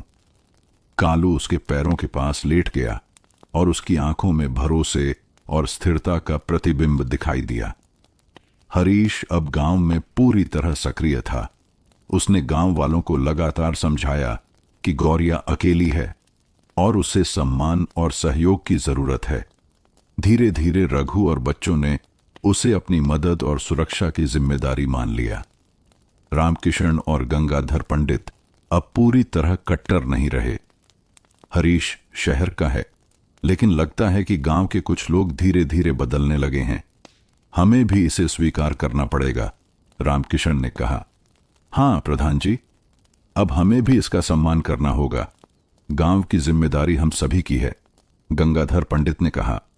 एक दिन गांव के बच्चों ने गांव के छोटे मैदान में गौरिया और कालू के लिए खेलों का आयोजन किया। रघु ने सभी बच्चों को समझाया कि यह खेल केवल मनोरंजन और सहयोग के लिए है। गौरिया ने पहली बार महसूस किया कि उसका अस्तित्व अब सिर्फ डर और नफरत का कारण नहीं, बल्कि गांव के बच्चों और लोगों के लिए खुशी और सहानुभूति का स्रोत बन गया है। शाम को बरगद के पेड़ के नीचे गौरिया और कालू अपने ठिकाने पर लौट आए। हरीश भी उनके पास आया। गौरिया, आज का दिन बहुत खास था। गांव के लोग और बच्चे तुम्हारे साथ खेलें और तुम्हें स्वीकारना शुरू कर दिया। अब तुम्हारी जीवन में स्थिरता और सम्मान की छांव है। गौरिया ने मुस्कुराते हुए कहा, हां, अब मुझे भरोसा है कि मैं अकेली नहीं हूं। यह सब तुम्हारी वजह से भी है हरीश। हरीश ने मुस्कुराते हुए कहा, समय लगेगा, लेकिन हम सब तुम्हारे साथ हैं और कालू हमेशा तुम्हारे साथ है। कालू ने हल्की भौंक लगाई और गौरिया की गोद में सिर रख दिया, मानो कह रहा हो, हम हमेशा साथ हैं। गांव में सुबह का समय हमेशा की तरह शांत लग रहा था, लेकिन इस शांत वातावरण में अचानक एक अप्रत्याशित चुनौती ने सबको हिला दिया। गांव के लोगों ने देखा कि नजदीकी जंगल की ओर कुछ अजनबी औरत और आदमी आए थे। उनके चेहरे पर भय और उलझन साफ दिखाई दे रही थी। हरीश, जो गांव के बदलाव और गौरिया के लिए जिम्मेदार था, तुरंत वहां गया। उसने गांव वालों को शांत करने की कोशिश की। सब लोग शांत रहें। हमें पहले देखना होगा कि यह लोग कौन हैं और उनका मकसद क्या है। गौरिया, जो अब अपने जीवन में स्थिरता पा चुकी थी, थोड़ी घबराई हुई थी। कालू उसके पास खड़ा था, हर तरह की गतिविधि पर नजर रख रहा था। कालू, यह क्या हो रहा है? गौरिया ने धीमे से पूछा। कालू ने हल्की भौंक लगाई और उसके पैरों के पास घूमते हुए उसकी सुरक्षा का संकेत दिया। रघु और बच्चों ने भी घटनास्थल पर पहुंचकर मदद करने की कोशिश की। पगली, डरने की जरूरत नहीं, हम सब हैं। गौरिया ने सिर हिलाया। ठीक है, लेकिन मुझे डर लग रहा है। हरीश ने अजनबियों से बात की। वे एक परिवार थे जिनके गांव में हाल ही में आग लग गई थी और उन्हें कोई ठिकाना नहीं मिला था। गांव में उनकी मदद की जरूरत थी, लेकिन रामकिशन और गंगाधर पंडित के मन में संदेह था। हरीश शहर का है और अब यह औरत और उसका परिवार यहां आ गया है। हमें सतर्क रहना चाहिए, रामकिशन ने कहा। गंगाधर पंडित ने सिर हिलाया। हां, लेकिन लगता है कि अब गांव के कुछ लोग इसे स्वीकार कर सकते हैं। हमें देखना होगा, सुजाता ने गौरिया से कहा। गौरिया, यह एक नई चुनौती है, लेकिन तुम्हें डरने की जरूरत नहीं। हम सब तुम्हारे साथ हैं, और कालू भी है ना? गौरिया ने हल्की मुस्कान दी। हां दीदी, कालू हमेशा मेरे साथ है। कालू ने उसके पैरों के पास लेटकर हल्की भौंक लगाई, जैसे कह रहा हो, हम सब साथ हैं। गांव में इस नई चुनौती ने गौरिया और हरीश की जिम्मेदारी को और बढ़ा दिया। अब उन्हें न केवल गौरिया की सुरक्षा करनी थी, बल्कि इस नए परिवार की मदद और गांव में स्वीकार्यता भी सुनिश्चित करनी थी। शाम को बरगद के पेड़ के नीचे गौरिया और कालू लौट आए। हरीश भी उनके पास आया। गौरिया, आज का दिन चुनौती भरा था, लेकिन हमने सब संभाल लिया। अब हमें देखना होगा कि गांव में सब ठीक से समझें और बदलाव स्थिर रहे। गौरिया ने धीरे से कहा। हां, मुझे लगता है कि यह सब हमारे भरोसे और समझ से ही संभव है। कालू ने हल्की भौंक लगाई और गौरिया की गोद में सिर रख दिया, मानो कह रहा हो, हम हमेशा साथ हैं। गांव अब पहले से अधिक हलचल और उत्साह से भरा हुआ था। नए परिवार मधु और उसका बेटा अजय के आने से गांव में थोड़ी उत्तेजना और उत्सुकता थी। गांव के लोग उन्हें देख रहे थे, कुछ सहानुभूति के भाव से, कुछ अभी भी संदेह में। हरीश ने तुरंत गांव वालों से कहा, सब लोग शांत रहें। यह परिवार हाल ही में परेशानी में था। हमें उन्हें मदद करनी चाहिए और गौरिया की तरह उन्हें भी अपनाना चाहिए। गौरिया, जो अब अपने जीवन में स्थिरता और सुरक्षा पा चुकी थी, मधु और अजय के पास गई। कालू उसके साथ था, लेकिन उसकी नजरें नए आगंतुकों पर थीं। नमस्ते, मैं गौरिया हूं। ये कालू है, मेरा साथी। मधु ने सिर झुकाया और हल्की मुस्कान दी। नमस्ते, हम बस यहां सुरक्षित ठिकाना ढूंढ रहे थे। अजय, जो सिर्फ 10 साल का था, शर्माते हुए कहा। नमस्ते, मुझे डर लगता था, लेकिन अब अच्छा लग रहा है। कालू ने हल्की भौंक लगाई और धीरे धीरे नए आगंतुकों के पास बैठ गया। यह देखकर मधु और अजय दोनों हंस पड़े। रघु और गांव के बच्चे भी उनके पास आए। देखो, पगली की तरह हम सब मिलकर इसका स्वागत करेंगे। कोई डरने की जरूरत नहीं। गौरिया ने मुस्कुराते हुए सिर हिलाया। हां, मैं भी तुम्हारे साथ हूं। कालू ने मधु और अजय के पैरों के पास हल्की भौंक लगाई, जैसे कह रहा हो, हम तुम्हारे साथ हैं। सुजाता ने गौरिया से कहा, देखो, अब तुम्हारा अनुभव नए परिवार की मदद करने में काम आएगा। तुम्हारी स्थिरता और समझ उन्हें भी सहज बनाएगी। गौरिया ने धीरे से मुस्कुराया। हां दीदी, अब मुझे लगता है कि मैं केवल अपने लिए नहीं, दूसरों के लिए भी कुछ कर सकती हूं। रामकिशन और गंगाधर पंडित अब भी सावधान थे, लेकिन धीरे धीरे उनका दृष्टिकोण नरम पड़ने लगा। हरीश शहर का है, लेकिन लगता है कि अब गांव के लोग बदलाव को स्वीकार कर रहे हैं। हमें भी इसे अपनाना पड़ेगा, रामकिशन ने कहा। हां प्रधान जी, अब हमें भी इस परिवार का सम्मान करना होगा। गांव की जिम्मेदारी हम सभी की है, गंगाधर पंडित ने कहा। शाम को बरगद के पेड़ के नीचे गौरिया, कालू और हरीश नए परिवार के साथ बैठे। बच्चे खेल रहे थे और गांव के लोग पास से उन्हें देख रहे थे। गौरिया, आज का दिन बहुत खास था। नए परिवार को तुम्हारे साथ खेलते और तुम्हारी मदद से गांव ने स्वीकारना शुरू कर दिया, हरीश ने कहा। गौरिया ने मुस्कुराते हुए कहा, हां, अब मुझे लगता है कि हम सब एक परिवार की तरह हैं और कालू हमेशा हमारे साथ है। कालू ने हल्की भौंक लगाई और गौरिया के पास सिर रख दिया। गांव अब एक नई सुबह का अनुभव कर रहा था। हलचल पहले जैसी थी, लेकिन अब गांव में अपनापन और सामंजस्य की हवा भी महसूस की जा रही थी। गौरिया, कालू और नए परिवार मधु और उसका बेटा अजय एक साथ गांव के छोटे मैदान में खेल रहे थे। रघु और अन्य बच्चे भी उनके साथ थे। पगली, देखो कालू कितनी जल्दी अजय के साथ खेल रहा है, रघु ने कहा। गौरिया मुस्कुराई। हां, अब वह सिर्फ मेरा नहीं, सबका दोस्त बन गया है। कालू ने हल्की भौंक लगाई और अजय के पास जाकर उसके हाथ से खेली गई गेंद को पकड़ लिया। अजय खुश होकर हंसा। सुजाता ने गौरिया से कहा, देखो, अब तुम्हारा अनुभव और स्थिरता नए परिवार को भी मदद कर रही है। तुम सबका बंधन मजबूत हो रहा है। गौरिया ने सिर हिलाया।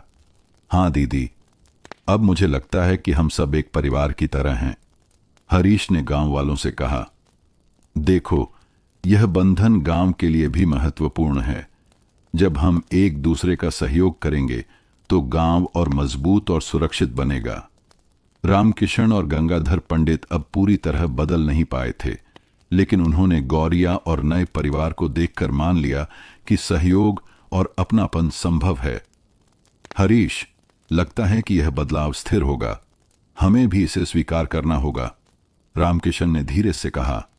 हां प्रधान जी, अब हमें भी सबका सम्मान करना चाहिए, गंगाधर पंडित ने कहा। एक दिन गांव के बच्चों ने गौरिया, कालू और नए परिवार के लिए एक छोटा उत्सव आयोजित किया। रघु ने सभी बच्चों को समझाया कि यह केवल मनोरंजन और सहयोग के लिए है। गौरिया ने पहली बार महसूस किया कि उसका अस्तित्व अब सिर्फ डर और नफरत का कारण नहीं, बल्कि गांव के बच्चों और लोगों के लिए खुशी, सुरक्षा और अपनापन का स्रोत बन गया है। शाम को बरगद के पेड़ के नीचे गौरिया, कालू, हरीश, मधु और अजय एक साथ बैठे। बच्चे खेल रहे थे। गांव के लोग पास से उन्हें देख रहे थे। गौरिया, आज का दिन बहुत खास था। बच्चों और गांव के लोग अब तुम्हें और नए परिवार को अपनाने लगे हैं, हरीश ने कहा। गौरिया मुस्कुराई। हां, अब हमें लगता है कि हम सब एक परिवार हैं और कालू हमेशा हमारे साथ है। कालू ने हल्की भौंक लगाई और गौरिया के पास सिर रख दिया, मानो कह रहा हो, हम सब साथ हैं। गांव अब पहले से अधिक शांत और सहयोगपूर्ण लग रहा था। खेतों में हलचल थी, बच्चे खेल रहे थे और औरतें अपने काम में व्यस्त थीं। लेकिन सबसे महत्वपूर्ण बदलाव यह था कि गांव के लोग अब गौरिया और नए परिवार मधु और अजय को अपनाने लगे थे। गौरिया अब अपने दिनचर्या में पूरी तरह आत्मविश्वास के साथ बाहर आती। वह कालू के साथ खेलती, नए परिवार की देखभाल करती और बच्चों के साथ खेल में भाग लेती। रघु और बच्चे अब नियमित रूप से उसके पास आते। पगली, आज हम तुम्हारे साथ खेलेंगे, अब डरने की कोई जरूरत नहीं। गौरिया मुस्कुराई और बोली, ठीक है, चलो। कालू पास बैठा और बच्चों के साथ खेलते हुए उनकी हर गतिविधि पर नजर रखता, लेकिन किसी को डराने की बजाय उनका साथ देता। सुजाता ने गौरिया के पास आकर कहा, देखो, अब गांव के लोग तुम्हारे साथ सहज हैं। यह तुम्हारे जीवन में स्थिरता की पहचान है। गौरिया ने सिर हिलाया। हां दीदी, अब मुझे लगता है कि मैं गांव का हिस्सा बन गई हूं। कालू उसके पैरों के पास लेट गया और उसकी आंखों में भरोसे और स्थिरता का प्रतिबिंब दिखाई दिया। हरीश ने गांव वालों से कहा, देखो, जब हम सब मिलकर एक दूसरे की मदद करेंगे तो गांव और मजबूत और सुरक्षित बनेगा। गौरिया और नए परिवार की स्थिरता इसके लिए महत्वपूर्ण है। रामकिशन और गंगाधर पंडित अब पूरी तरह नरम पड़ गए थे। हरीश, लगता है कि गांव के लोग धीरे धीरे इसे स्वीकार कर रहे हैं। अब हमें भी इसका सम्मान करना चाहिए, रामकिशन ने कहा। हां प्रधान जी, हमें अब सबका सम्मान करना चाहिए और सहयोग बढ़ाना चाहिए, गंगाधर पंडित ने कहा। एक दिन गांव के छोटे मैदान में गौरिया, कालू, रघु और बच्चे मिलकर खेल रहे थे। मधु और अजय भी उनके साथ थे। गांव के लोग पास से उन्हें देख रहे थे और धीरे धीरे उत्साह के साथ शामिल होने लगे। गौरिया ने पहली बार महसूस किया कि उसका अस्तित्व अब सिर्फ डर और नफरत का कारण नहीं, बल्कि गांव के बच्चों और लोगों के लिए खुशी, सुरक्षा और अपनापन का स्रोत बन गया है। शाम को बरगद के पेड़ के नीचे गौरिया, कालू, हरीश, मधु और अजय साथ बैठे। बच्चे खेल रहे थे, गांव के लोग पास से देख रहे थे। गौरिया, आज का दिन बहुत खास था। गांव के लोग अब तुम्हें और नए परिवार को अपनाने लगे हैं, हरीश ने कहा। गौरिया मुस्कुराई। हाँ, अब हमें लगता है कि हम सब एक परिवार की तरह हैं और कालू हमेशा हमारे साथ है। कालू ने हल्की भौंक लगाई और गौरिया के पास सिर रख दिया, मानो कह रहा हो, हम सब साथ हैं। गांव अब पहले से कहीं अधिक शांत और सहयोगपूर्ण महसूस हो रहा था। गांव के लोग अब गौरिया और नए परिवार मधु और अजय को अपनाने लगे थे। लेकिन सबसे महत्वपूर्ण बदलाव यह था कि गांव के लोग अब एक दूसरे पर भरोसा करने लगे थे और बच्चों में दोस्ती की भावना गहरी हो गई थी। रघु और बच्चे अब नियमित रूप से गौरिया के पास आते। पगली, आज हम तुम्हारे साथ खेलेंगे और गांव की कुछ मदद भी करेंगे। अब डरने की कोई जरूरत नहीं। गौरिया मुस्कुराई और बोली, ठीक है, चलो। कालू पास बैठा और बच्चों के साथ खेलते हुए उनकी हर गतिविधि पर नजर रखता, किसी को डराने की बजाय उनका साथ देता। सुजाता ने गौरिया से कहा, देखो, अब बच्चों और गांव वालों के बीच दोस्ती और विश्वास बढ़ रहा है। यह तुम्हारी स्थिरता और समझ की वजह से है। गौरिया ने हल्की मुस्कान दी। हां दीदी, अब मुझे लगता है कि हम सब एक परिवार की तरह हैं। कालू उसके पैरों के पास लेट गया। उसकी आंखों में सुरक्षा और भरोसे का प्रतिबिंब झलक रहा था। हरीश ने गांव वालों से कहा, देखो, जब हम सब मिलकर एक दूसरे की मदद करेंगे और भरोसा बनाएंगे तो गांव और मजबूत और सुरक्षित बनेगा। गौरिया और कालू की भूमिका इसके लिए अहम है। रामकिशन और गंगाधर पंडित अब पूरी तरह नरम पड़ गए थे। हरीश, लगता है कि गांव के लोग अब धीरे धीरे इसे स्वीकार कर रहे हैं। हमें भी इसे अपनाना चाहिए, रामकिशन ने कहा। हां प्रधान जी, अब हमें सबका सम्मान करना चाहिए और सहयोग बढ़ाना चाहिए, गंगाधर पंडित ने कहा। एक दिन गांव के छोटे मैदान में गौरिया, कालू, रघु और बच्चे मिलकर खेल रहे थे। मधु और अजय भी उनके साथ थे। गांव के लोग पास से उन्हें देख रहे थे और धीरे धीरे उत्साह के साथ शामिल होने लगे। गौरिया ने पहली बार महसूस किया कि उसका अस्तित्व अब सिर्फ डर और नफरत का कारण नहीं, बल्कि गांव के बच्चों और लोगों के लिए खुशी, सुरक्षा और अपनापन का स्रोत बन गया है। शाम को बरगद के पेड़ के नीचे गौरिया, कालू, हरीश, मधु और अजय साथ बैठे। बच्चे खेल रहे थे, गांव के लोग पास से देख रहे थे। गौरिया, आज का दिन बहुत खास था।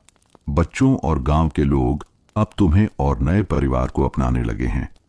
ये विश्वास और दोस्ती की शुरुआत है, हरीश ने कहा। गौरिया मुस्कुराई। हां, अब हमें लगता है कि हम सब एक परिवार की तरह हैं और कालू हमेशा हमारे साथ है। कालू ने हल्की भौंक लगाई और गौरिया के पास सिर रख दिया, मानो कह रहा हो, हम सब साथ हैं। गांव अब पहले से कहीं अधिक सुरक्षित, शांत और अपनापन भरा महसूस हो रहा था। गांव के लोग अब गौरिया और नए परिवार मधु और अजय को पूरी तरह स्वीकार कर चुके थे। गांव में डर और संदेह की जगह सहयोग और अपनापन ले चुका था। रघु और बच्चे अब नियमित रूप से गौरिया के पास आते। पगली, आज हम तुम्हारे साथ खेलेंगे और थोड़ी मदद भी करेंगे। गौरिया मुस्कुराई और बोली, ठीक है, चलो। कालू पास बैठा बच्चों की हर गतिविधि पर नजर रख रहा था और किसी को डराने की बजाय उनका साथ दे रहा था। सुजाता ने गौरिया से कहा, देखो, अब गांव के लोग तुम्हें पूरी तरह स्वीकार कर चुके हैं।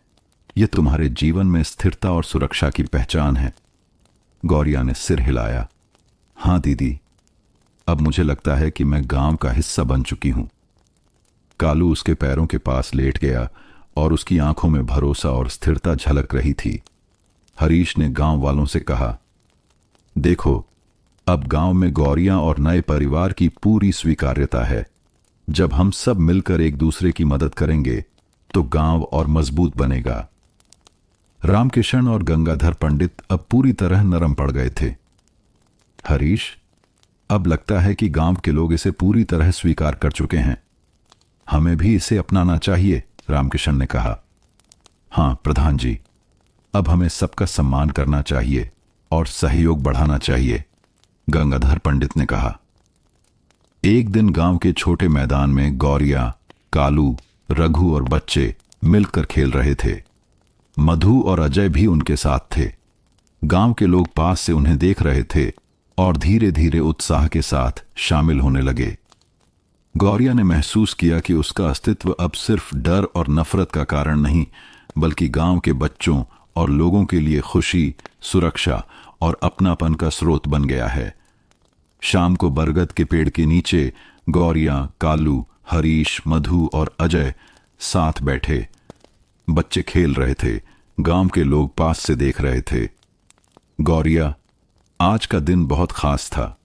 बच्चों और गांव के लोग अब तुम्हें और नए परिवार को पूरी तरह अपनाने लगे हैं। यह पूर्ण स्वीकार्यता है, हरीश ने कहा। गौरिया मुस्कुराई। हां, अब हमें लगता है कि हम सब एक परिवार की तरह हैं और कालू हमेशा हमारे साथ है। कालू ने हल्की भौंक लगाई और गौरिया के पास सिर रख दिया, मानो कह रहा हो, हम सब साथ हैं। गांव अब एक नया रूप ले चुका था। गांव के लोग गौरिया, कालू और नए परिवार मधु और अजय को पूरी तरह अपनाकर एक साथ मिलकर जीवन जी रहे थे। लेकिन यह पूर्ण अपनापन अब केवल बाहरी दिखावा नहीं था।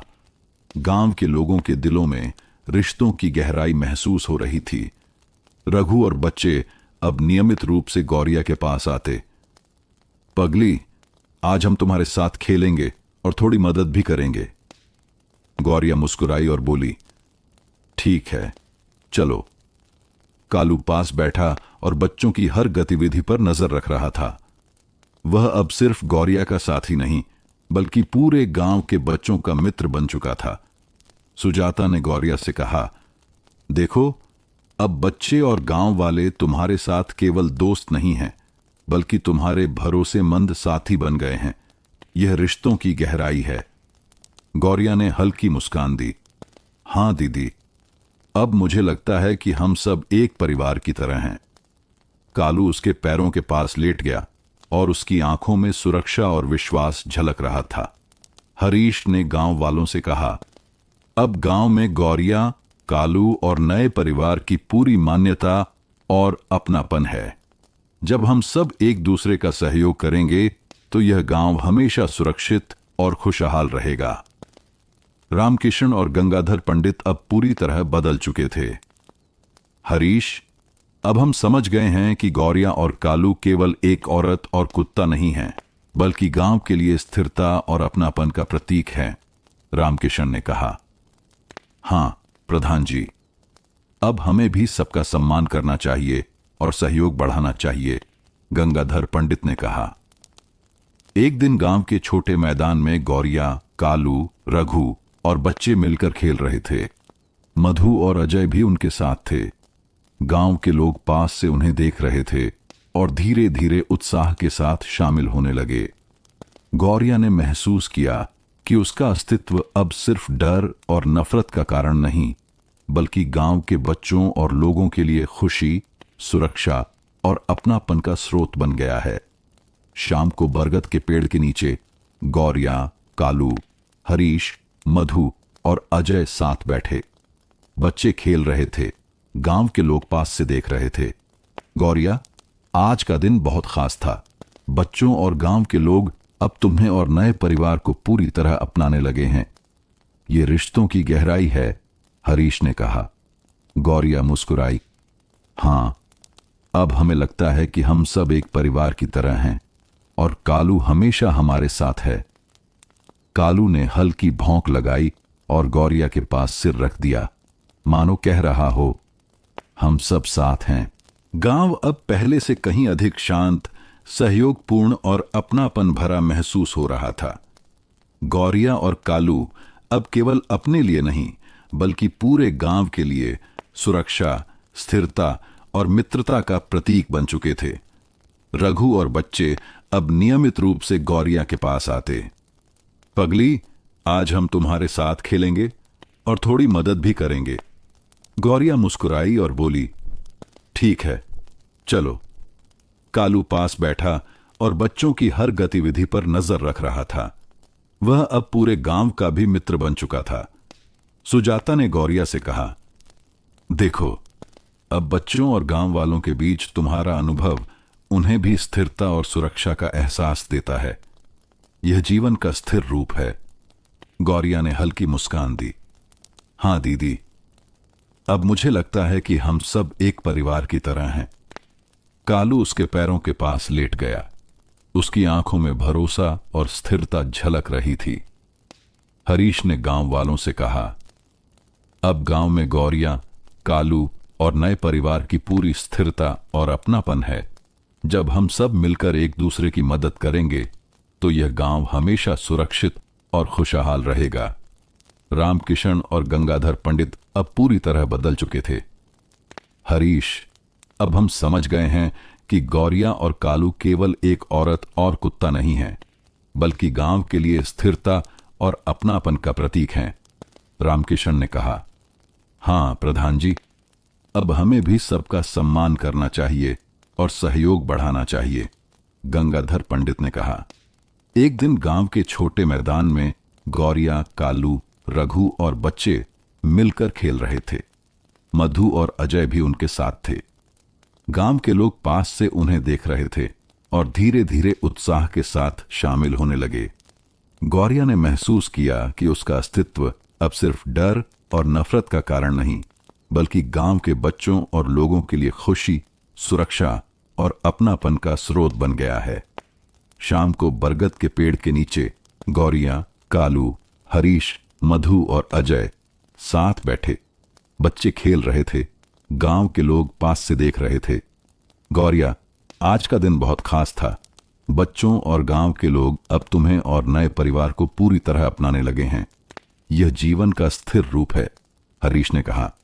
गौरिया मुस्कुराई। हां, अब हमें लगता है कि हम सब एक परिवार की तरह हैं और कालू हमेशा हमारे साथ है। कालू ने हल्की भौंक लगाई और गौरिया के पास सिर रख दिया, मानो कह रहा हो, हम सब साथ हैं। गांव अब पहले से कहीं अधिक शांत, सहयोगपूर्ण और अपनापन भरा महसूस हो रहा था। गौरिया और कालू अब केवल अपने लिए नहीं, बल्कि पूरे गांव के लिए सुरक्षा, स्थिरता और मित्रता का प्रतीक बन चुके थे। रघु और बच्चे अब नियमित रूप से गौरिया के पास आते। पगली, आज हम तुम्हारे साथ खेलेंगे और थोड़ी मदद भी करेंगे। गौरिया मुस्कुराई और बोली, ठीक है, चलो।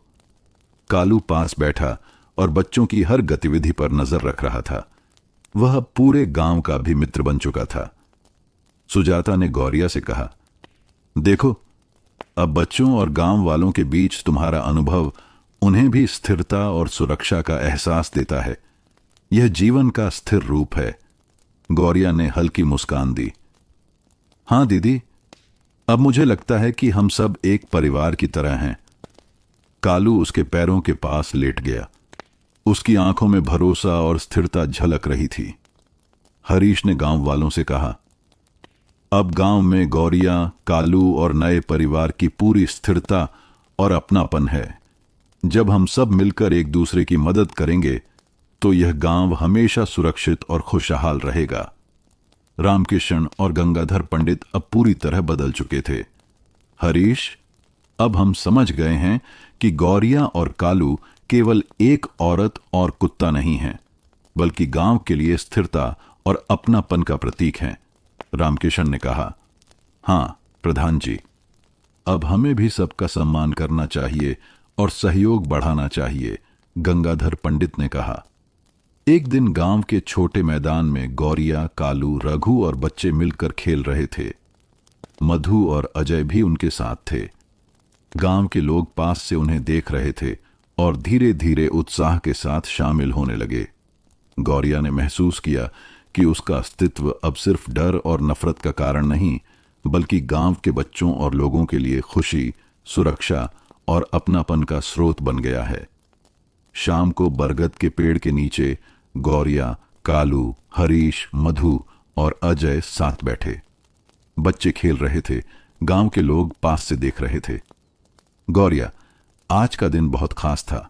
बच्चों और गांव के लोग अब तुम्हें और नए परिवार को पूरी तरह अपनाने लगे हैं। यह जीवन का स्थिर रूप है, हरीश ने कहा। गौरिया मुस्कुराई। हां, अब हमें लगता है कि हम सब एक परिवार की तरह हैं और कालू हमेशा हमारे साथ है। कालू ने हल्की भौंक लगाई और गौरिया के पास सिर रख दिया, मानो कह रहा हो, हम सब साथ हैं। बरगवां गांव अब हमेशा के लिए एक शांतिपूर्ण और खुशहाल गांव बन चुका था। गांव के लोग गौरिया, कालू और नए परिवार मधु और अजय को पूरी तरह अपनाकर एक परिवार की तरह रह रहे थे। गांव में न केवल सहयोग और अपनापन था, बल्कि रिश्तों में गहराई और विश्वास भी स्थापित हो चुका था। रघु और बच्चे अब नियमित रूप से गौरिया के पास आते। पगली, आज हम तुम्हारे साथ खेलेंगे और गांव के काम में मदद भी करेंगे। गौरिया मुस्कुराई और बोली, ठीक है, चलो। कालू पास बैठा बच्चों की हर गतिविधि पर नजर रख रहा था। अब वह सिर्फ गौरिया का नहीं, बल्कि पूरे गांव का प्रिय साथी बन चुका था। सुजाता ने गौरिया से कहा, देखो, अब तुम्हारा जीवन केवल तुम्हारे लिए नहीं, बल्कि पूरे गांव के लिए स्थिरता और सुरक्षा का प्रतीक बन गया है। गौरिया ने हल्की मुस्कान दी। हां दीदी, अब मुझे लगता है कि हम सब सच में एक परिवार की तरह हैं। कालू उसके पैरों के पास लेट गया और उसकी आंखों में भरोसा और स्थिरता झलक रही थी। हरीश ने गांव वालों से कहा, गांव में गौरिया, कालू और नए परिवार की स्थिरता अब पूरी तरह स्थापित हो चुकी है। जब हम सब मिलकर एक दूसरे की मदद करेंगे तो यह गांव हमेशा खुशहाल रहेगा। रामकिशन और गंगाधर पंडित अब पूरी तरह बदल चुके थे। हरीश, अब हम समझ गए हैं कि गौरिया और कालू केवल एक औरत और कुत्ता नहीं है, बल्कि गांव के लिए स्थिरता और अपनापन का प्रतीक है, रामकिशन ने कहा। हां प्रधान जी, अब हमें भी सबका सम्मान करना चाहिए और सहयोग बढ़ाना चाहिए, गंगाधर पंडित ने कहा। एक दिन गांव के छोटे मैदान में गौरिया, कालू, रघु और बच्चे मिलकर खेल रहे थे। मधु और अजय भी उनके साथ थे। गांव के लोग पास से उन्हें देख रहे थे और धीरे धीरे उत्साह के साथ शामिल हो गए।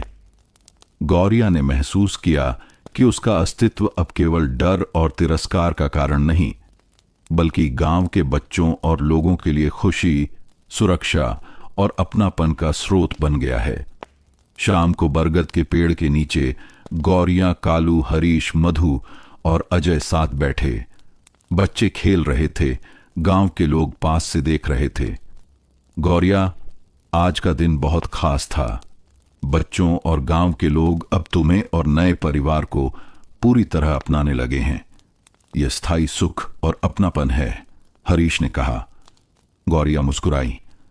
हां, अब हमें लगता है कि हम सब एक परिवार की तरह हैं और कालू हमेशा हमारे साथ है। कालू ने हल्की भौंक लगाई और गौरिया के पास सिर रख दिया, मानो कह रहा हो, हम सब साथ हैं। रघु ने गौरिया से कहा, पगली, तुम्हारे कारण ही अब गांव इतना खुशहाल है। बच्चे और बड़े सब तुम्हें प्यार करते हैं। गौरिया की आंखों में आंसू थे, लेकिन वह मुस्कुराई। धन्यवाद रघु, सबका प्यार और अपनापन ही हमारी असली खुशी है।